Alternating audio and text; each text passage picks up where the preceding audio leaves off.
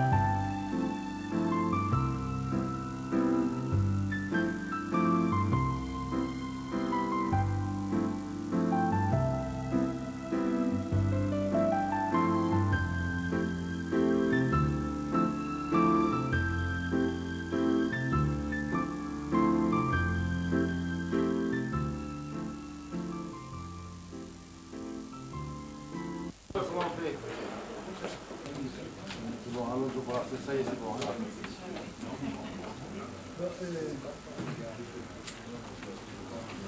Да. Да.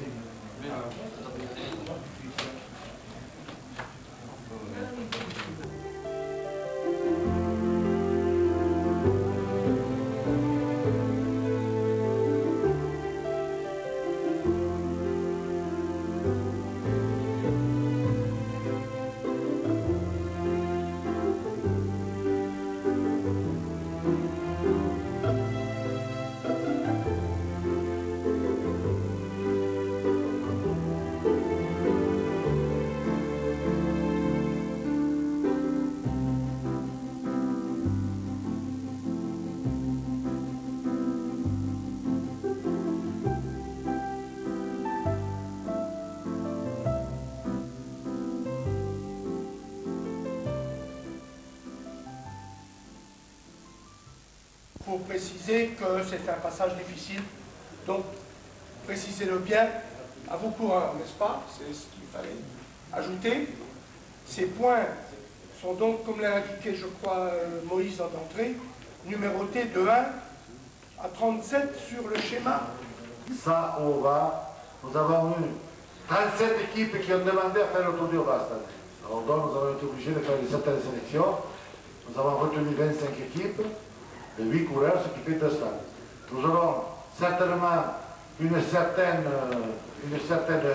défection de dernière minute, mais je ne sais pas exactement, il faut voir les commissaires tout à l'heure, mais disons que normalement on doit partir à peu près à 190 coureurs. Bon, 190 coureurs, vous comprenez que c'est un peloton imposant. Donc, sachez que malgré que vous ayez des invités de marque dans vos voitures, vous ne pourrez pas doubler. Ça sera impossible. Ou alors si vous doublez, ça sera vraiment des risques énormes. Parce que vous n'avez jamais une ligne droite qui fait plus de 500 mètres. Un petit peu le travail de notre directeur de course, de le directeur de l'épreuve, qui tient absolument à ce que la course se déroule le plus normalement du monde. Il faut que la course, parce que le Oval en principe c'est une belle course. Et alors, maintenant je vais en trouver 3 voitures, 3 personnes dans la voiture et 3 personnes dans le ciel. Et ils vont se changer et les gars ils vont tous voir la course parce que Anglade, si Anglade qui vient dans cette voiture, il sera jamais il sera toujours devant en train de... Voilà, alors ça c'est une solution fantastique. Je remercie Francis Pizorno. En particulier que son équipe ont travaillé avec beaucoup de cœur pour que ça se fasse, que ce soit réussi à Draguignan et à Fréjus, à l'arrivée au départ. Il y a la façon de faire les choses, là elles ont été faites avec beaucoup d'âme, beaucoup d'amour du sport et puis de l'amitié aussi, et je voudrais le remercier devant vous de ce qui a été fait. Voilà, et puis à vous tous de faire honneur à Draguignan de votre présence, et moi je me plais à dire le faire. En attendant autre chose. Merci.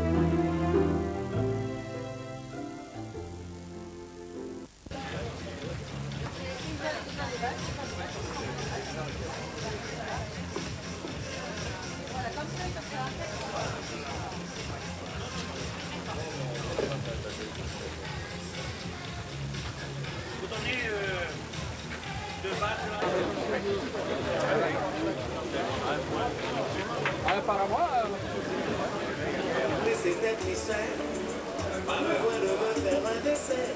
Enlève de mon tes hanches et tu cesses de faire la planche. Tiens voilà ton étalon qui enlève son pantalon. Et c'est avec émotion que je te offre de la passion. Buvette dans le village, et bien dans quelques instants nous allons retrouver l'équipe de Denise Billou.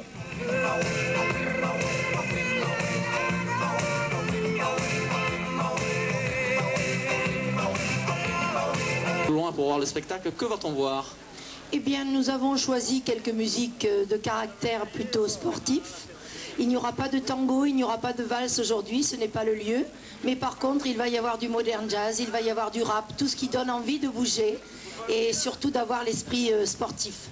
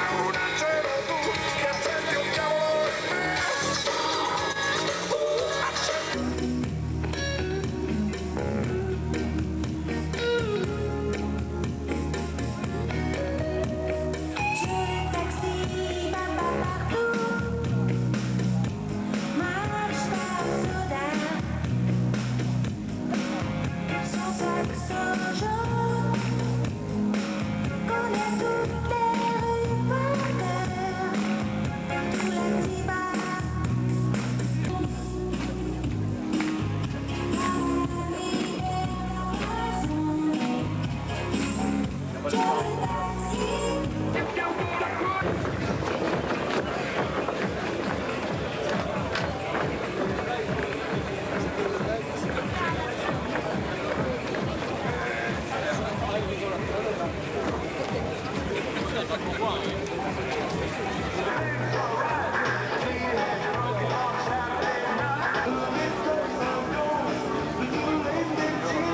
Ronan Pinsec, qui a souvent obtenu de beaux classements sur l'épreuve, lui qui fut vainqueur de la Coupe de France.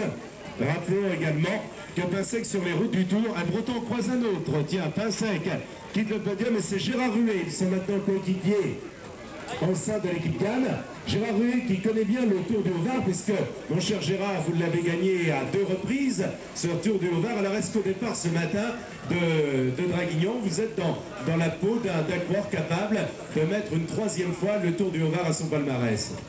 Ben, j'espère. En tout cas, c'est une course qui me motive toujours autant.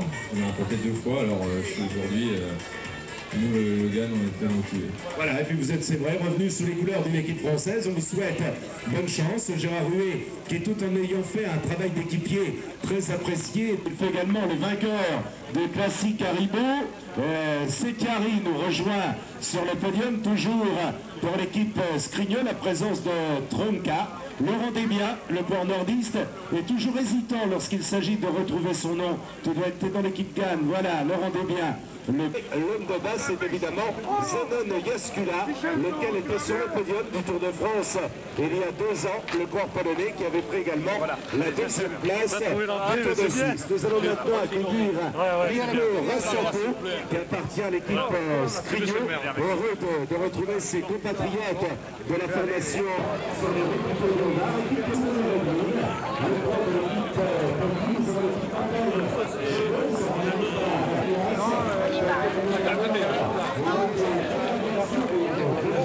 C'est mieux. À hauteur de la première ambulance, c'est mieux.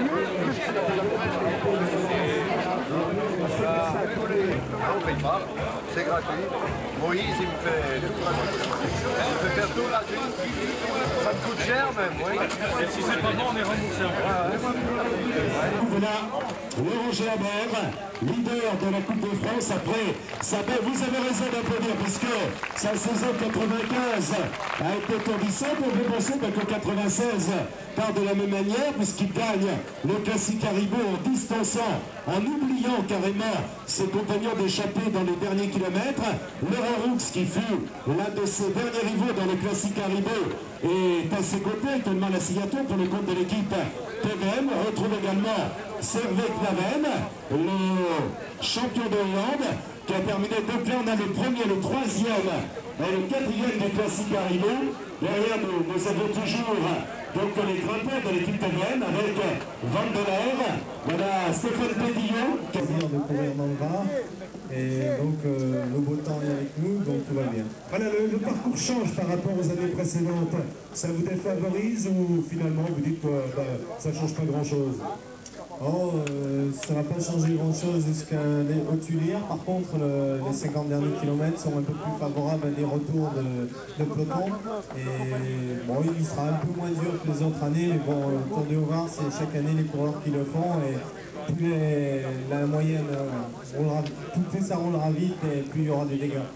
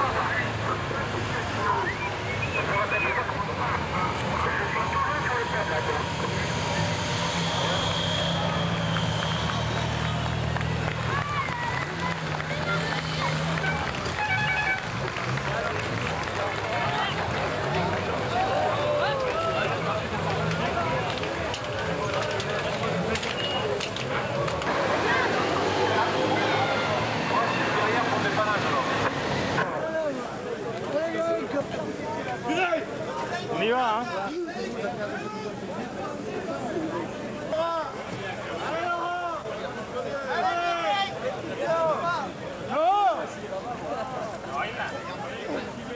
Faut travailler tout à l'heure. Non. On va passer l'épée, elle dit. Priorité aux anciennes, l'année prochaine tu seras plus là. Je rentre des de là-bas. Il est là, je l'ai. Il était prêt, j'en avais un. Je vais faire ça là. On sait. Allez Laurent. Allez Laurent. Oh, vous êtes intime avec lui. Allez. Ah, vous êtes intime avec lui. Ouais, je suis de là-bas moi.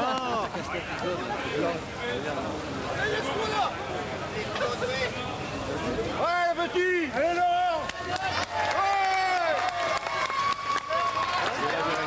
Ah ouais.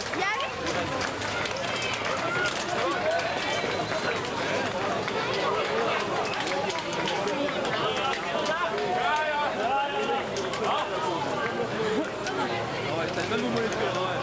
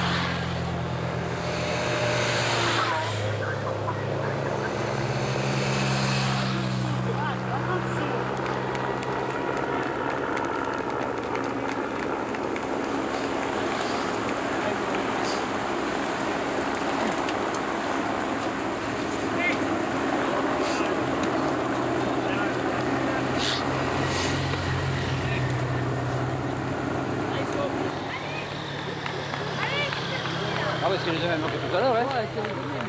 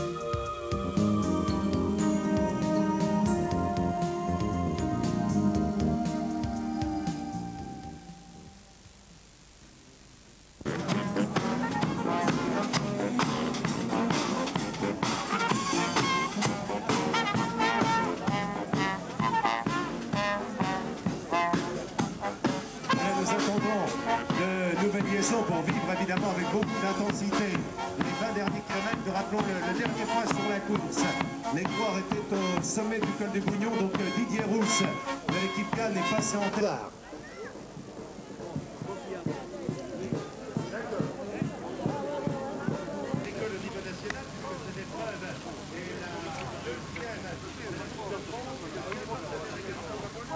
Frank Van Den Broek et vraisemblablement Fabio Baldato, puisque depuis le début de saison, Baldato a été régulièrement placé parmi les premiers. Il fut le dauphin de Frank Van Den Broek sur les roues de tête. Didier Rousse qui emmène Servec Naven, le champion de Hollande, en deuxième position. L'équipe Mapei GB, les coureurs de l'équipe Rabobank avec Van Hooijdonk qui emmène actuellement les coureurs de l'équipe Motorola également en première place. Donc qui termine ce tour de Hollande. Voilà, l'arrivée, il fallait éviter le sprint. Eh bien, voilà, Richard Viron qui termine, c'est la joie, bien évidemment, chez Richard.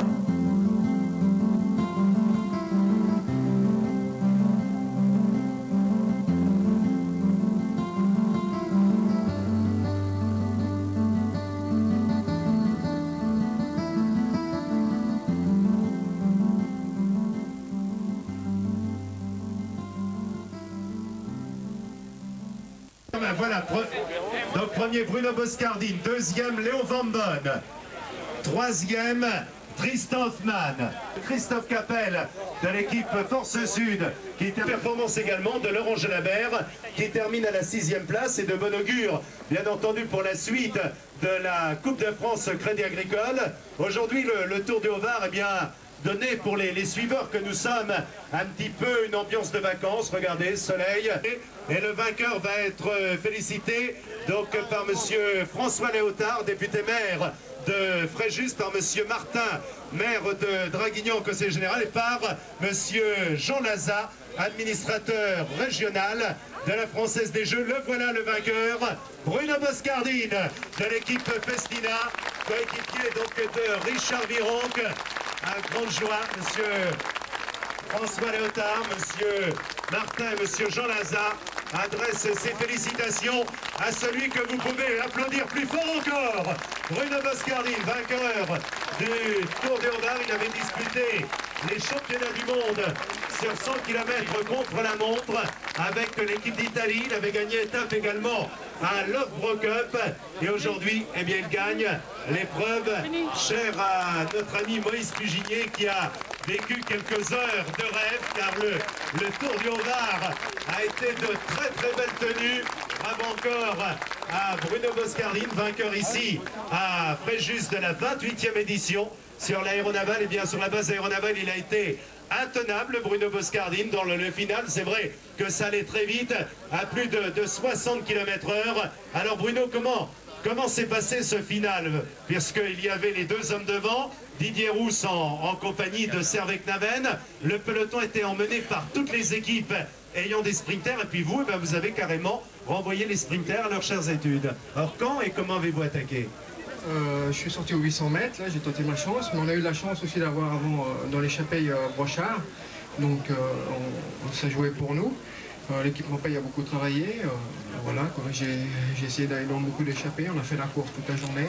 Je pense que pour l'équipe Festina, c'est quand même une belle victoire et ça fait un petit moment qu'on l'attendait. Voilà, cette victoire est arrivée. Est-ce que ce matin, sur la ligne de départ à Draguignan, vous savez, un coureur dit j'avais de bonnes sensations, j'en avais de moins bonnes. Est-ce que Bruno Boscardine était ambitieux vers les 10h, 10h15 lorsqu'il a signé la feuille de départ?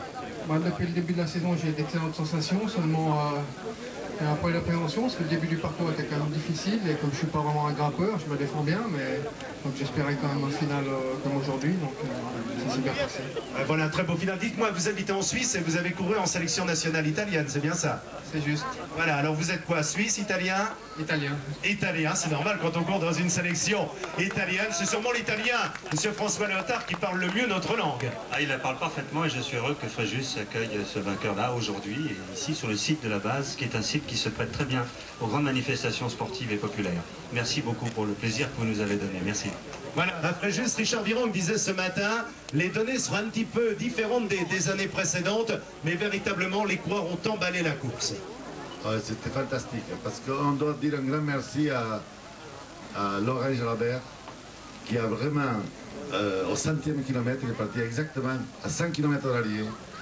Il a fait un travail extraordinaire. Il a comblé 4 minutes en 30 km. C'était extraordinaire. Avec Armstrong, il faut mettre Armstrong aussi qui a été extraordinaire. Voilà, Vasseur, donc qui va recevoir le classement du meilleur grimpeur, parrainé par les cycles Béraud. Il y avait 4 cols au programme. Cédric Vasseur a fait partie de ces formidables animateurs tout au long de la course. Il reçoit donc le classement du meilleur grimpeur, parrainé par les cycles Béraud, Monsieur Béraud, donc elle lui adresse ses félicitations à Cédric Vasseur, qui reçoit donc le prix de la combativité, parrainé par le Crédit Agricole, un prix de la combativité bien mérité. Allez à Fréjus, on applaudit plus fort. Merci, je vous reconnais là, hein. Ah, le ciel bleu et le soleil, ça donne des vitamines quand même, hein. Mondial, Laurent Jalabert accueilli sur le podium avec l'ovation que mérite. Ah, regardez, Monsieur Léotard, Moïse Fuginier perd un peu de sa neutralité, mais c'est normal. Et il a été, oui, et puis il a été licencié au club de Mazamet comme Laurent Jalabert, donc, enfin un peu avant quand même, hein.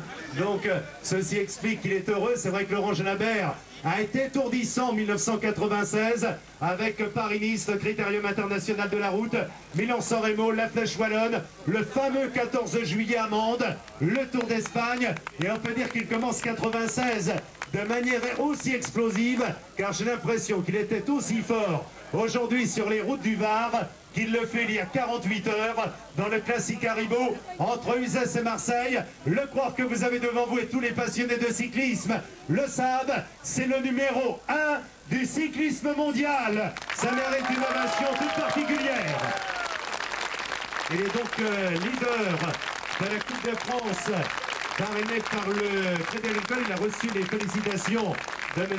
François Léotard, député maire de Fréjus, de M. Martin-Maire de Draguignan, également de M. Lamy pour le Crédit Agricole. Qui a mis sur pied une belle épreuve, je crois que ça mérite des applaudissements. Le classique Haribo, c'est la première épreuve de la Coupe de France.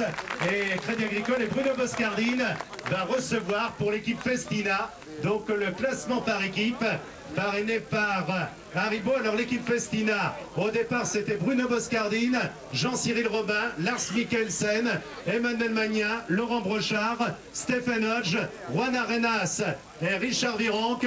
Voilà Michel Gros, le directeur sportif de l'équipe Festina, qui est avec nous donc sur ce podium. Monsieur Martin, maire de Draguignan, est également avec nous. Nous étions ce matin à Draguignan pour le départ sur le stade où tout était parfaitement organisé, un stand par équipe. Le public nous avait rejoint donc au stade de Draguignan. Alors est-ce qu'on est parti pour une alternance entre une année dans un sens, une année dans l'autre, Moïse? C'est à vous que je pose la question. Moi je sais que avec... Merci, la réponse est excellente. Non. Ça rigole, le voilà. Bruno Boscardine, il est heureux, il est ravi, il est le vainqueur de ce Tour du Haut-Var. Cédric Vasseur et Laurent Jalabert, c'est le podium que nous allons avoir ici à l'image de fin. Et bien ce sera bien entendu de saluer ces 3 champions par des applaudissements collectifs et saluer bien entendu tous les coureurs que nous avions sur ce Tour du Haut-Var. Bravo Laurent, bravo Cédric et bravo Bruno. Il passe la parole, on peut donner de sérieux applaudissements à notre ami Moïse Fuginier et à toute son équipe.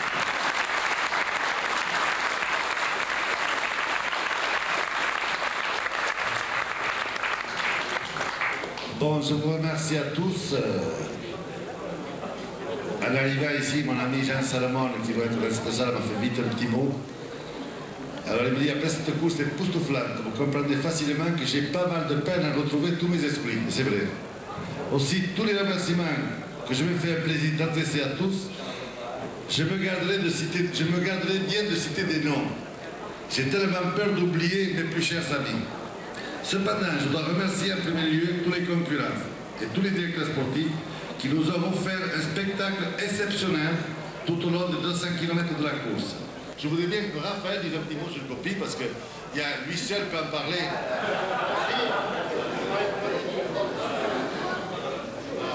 Écoutez, il est très difficile de parler d'un super grand champion qu'une génération a connu. Forcément, il y a exactement 31 ans que le Copi a disparu. Et 31 ans, c'est énorme. Mais pourtant, il a laissé des souvenirs impérissables, ses victoires, qui sont multiples. C'était le dominateur d'une génération qui a été très riche. Il y avait Bartali, il y avait Kubler. Bref, il a survolé, gagné 2 Tours de France, 5 Tours d'Italie. Il était recordman du monde de l'heure, champion du monde de poursuite, bref, un palmarès incomparable avec une facilité dérisoire. Et donc Copi est décédé en janvier 60. Et depuis, il y a en Italie un mythe qui s'est créé autour de lui, parce qu'il avait tellement été, et le peuple, le public italien, tellement admiratif pour son champion, que le souvenir est impérissable. Et la preuve, c'est que lui et son frère Serge, qui a disparu en 1959, sont assemblés dans le même cimetière à Castellania, et tous les ans, il y a je ne sais combien de milliers de visiteurs qui vont encore sur la tombe de frère Copi. Alors je voudrais que ces poteries soient données à monsieur le maire de Fréjus et à monsieur le maire de Draguignan. Je pense que c'est ça pour rapprocher les deux communes. Voilà. Allez, voilà.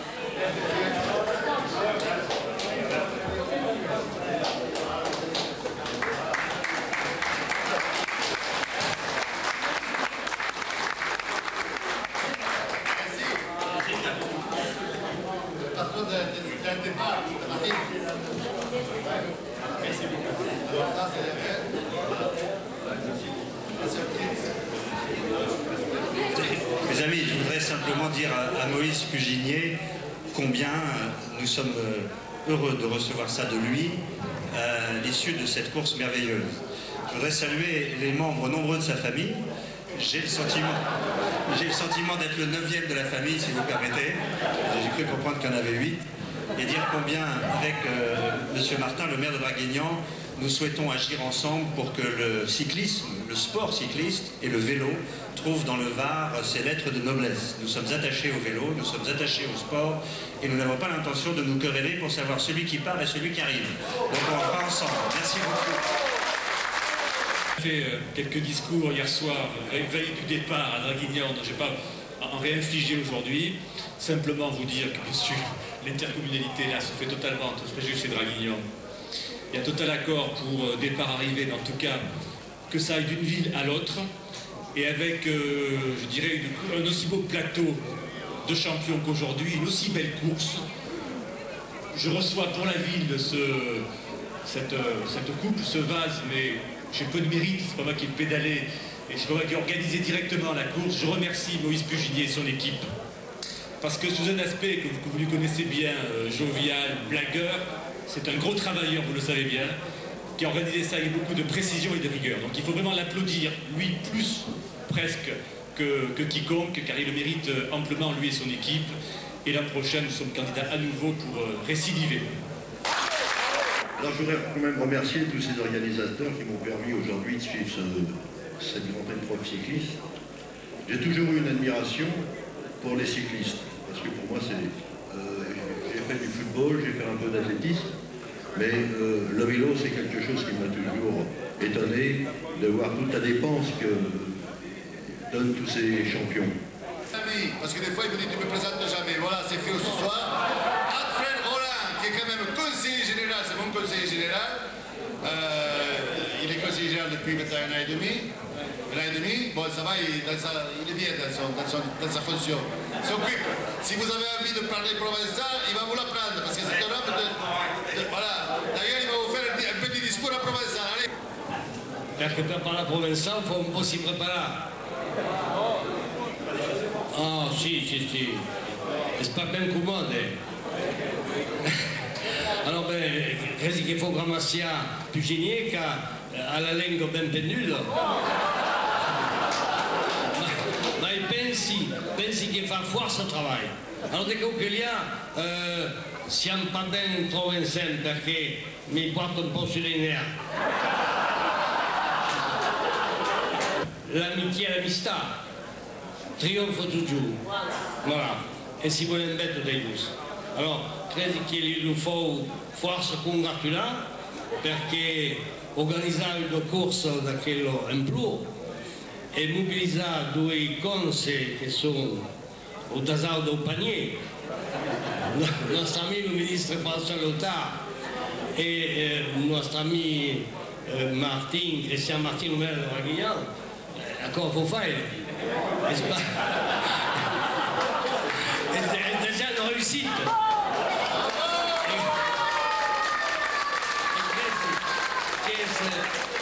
A quella contrarietà dei uns e dei altri che fa la forza della nostra provincia, che fa che dins aquel piano oui, che si fa di buona cucina. È cosa che devo sottolineare. E pensi bene che anche ben Moïse li si ancora, perché c'è cannato di che parte, ma parte già mai.